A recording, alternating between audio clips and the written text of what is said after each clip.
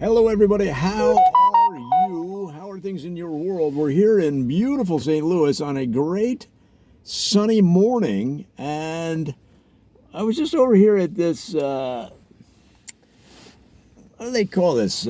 Shanks or something like that, grocery store, and I was talking to the lady at the cash register about these videos I'm making. She said, you got to do a video about Rock Hill. Now, Rock Hill is a neighborhood in the west side of St. Louis, let's say a little bit west of Webster Groves and Clayton, right in there.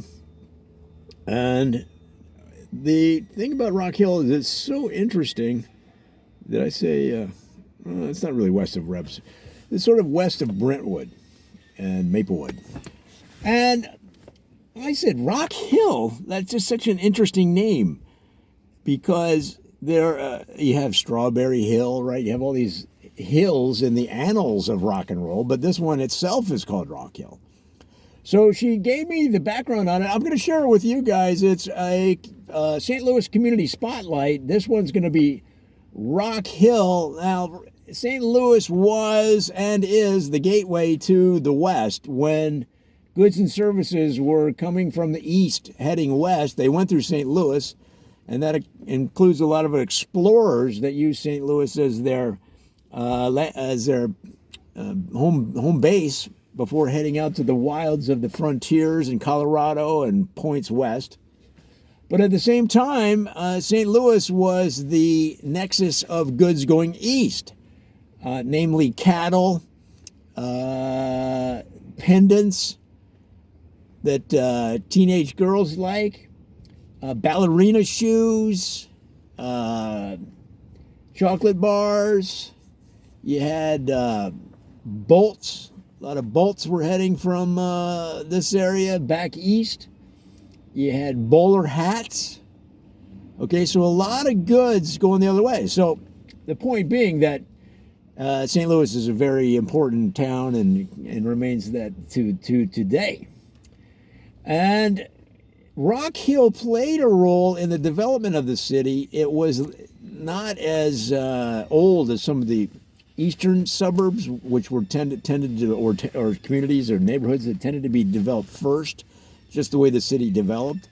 But as it moved out west, and we're talking over decades, of course, Rock Hill was established in 1805 and incorporated in 1810. The first mayor was elected in 1820. The Rock Hill University was opened in 1825 with this first group of graduates. There's only 4 of them. And then they joined the Mid-American Conference in 1875. They've been a member ever since. So Rock Hill has been a pillar in the St. Louis area for many years. But why is it called Rock Hill? Well, guys, you know, Cleveland has the Rock and Roll Hall of Fame. England has the Beatles. The Ramones are from Brooklyn or New York or wherever they're from. Van Halen hails from Southern California, if I'm correct. But Rock Hill really has a very important role in the development of rock and roll in the United States.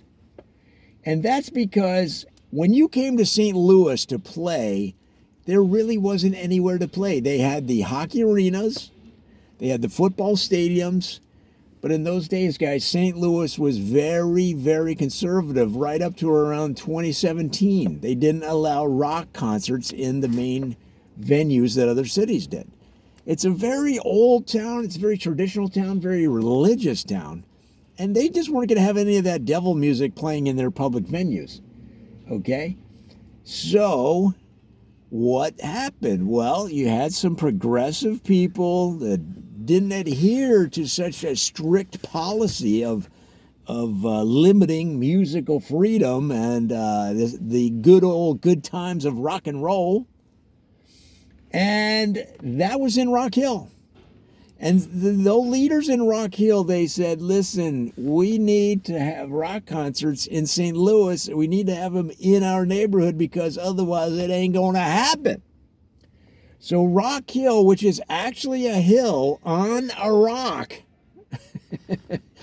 expanded the meaning of their name by sponsoring, staging rock concerts from 1961 on, guys. And the first time the Beatles appeared in St. Louis, where did they play?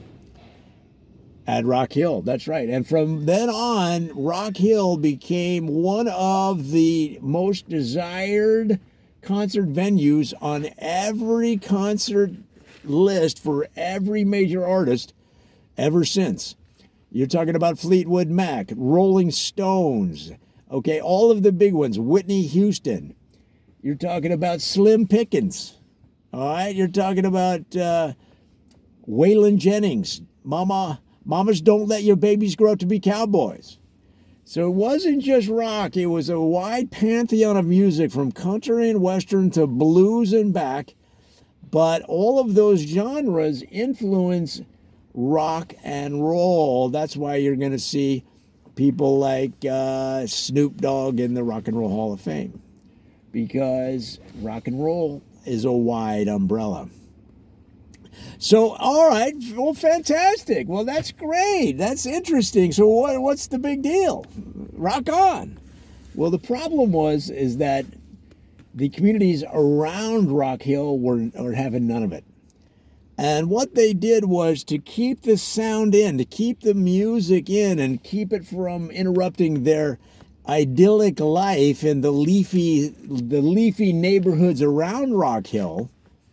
They erected a 75-foot soundproof fence, and the way they handled it was they all coordinated with each other, and they said, well, because Rock Hill said, well, we're not putting up any fence, we're not putting up any giant wall, and so what they did was they worked with each other. There's 4 or 5 neighborhoods, 6, 7 neighborhoods around Rock Hill, and they put the fence on their side.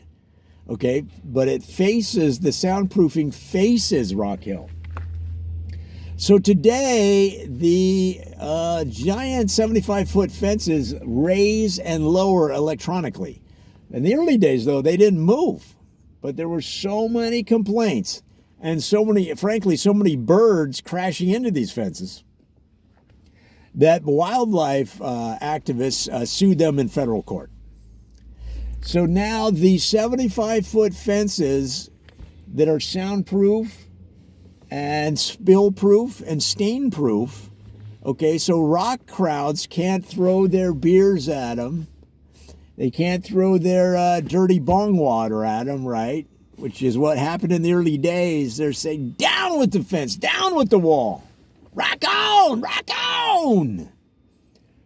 Well, they made them, they improved the materials. They made them stain-proof.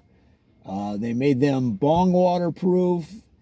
And they also made the soundproofing even better. And most importantly, they're able to raise and lower electronically, which they do before every rock show.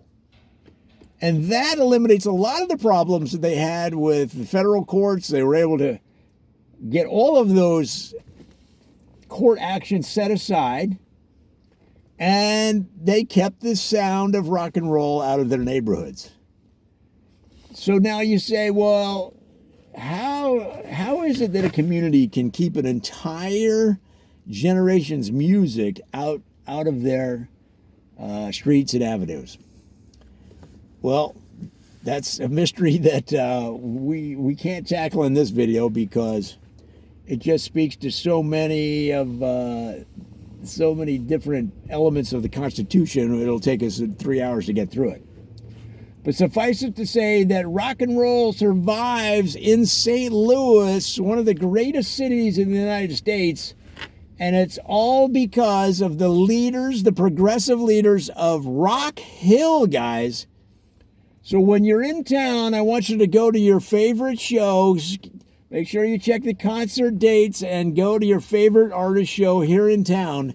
And when those 75-foot walls go up, okay, take your beer and take your beer, not a bottle, but a can, so nothing gets really hurt, and smash it against that wall and say, rock and roll lives in St. Louis. Woo! And then, you'll probably throw up or something.